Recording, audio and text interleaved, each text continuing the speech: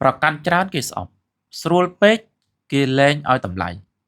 ចុះយើងត្រូវធ្វើម៉េចយើងត្រូវតែប្រកាន់នៅភាពជាកណ្ដាលកុំឲ្យប្រកាន់ច្រើនពេកប្រកាន់ច្រើនសុខតិចប្រកាន់ច្រើនរឿងច្រើនណាប៉ុន្តែយើងធ្វើជាមនុស្សដែល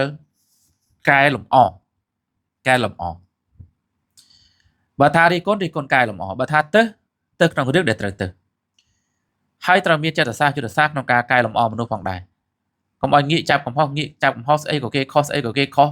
ងាកតលិចក៏ខុសតកើតក៏ខុសណាអត់ងាកក៏ខុសហើយលេបទឹកមាត់ក៏ខុសអត់ហេតុផលខុសអត់លះហើយអាហ្នឹងខ្លាចតែជាមនុស្សស្វឹងហ៎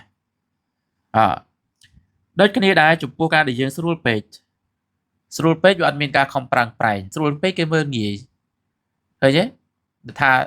នារីដែលគាត់មានការចេះដឹងយើងទៅញ៉ែគាត់អត់ស្រួលទេ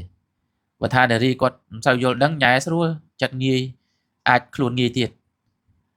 ដល់អញ្ចឹងសួរប្រុសឲ្យតម្លៃអត់ទេវាបោកវាបានតែសម្ដីពីដំបូងតែណាចឹងកុំជឿតែសួរថាយើងធ្វើជាមនុស្សពិបាកពេកទេយើងអត់ធ្វើជាមនុស្សដែលពិបាកពេកទេ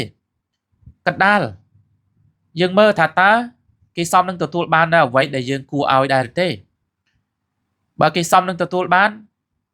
សំបីតែយើងមើលសាសានុសិស្សដែលគាត់ទទួលបានអាហារូបករណ៍គាត់រៀនប៉ាកែបានដូចគ្នាមនុស្សដូចគ្នាត្រូវតែប្រឹងត្រូវតែខំបានមិនមែនបានដោយមិនខំមិនប្រឹងអាហ្នឹងយើងស្រួលពេកអត់ក្រែងចិត្តបាត់បង់តម្លៃ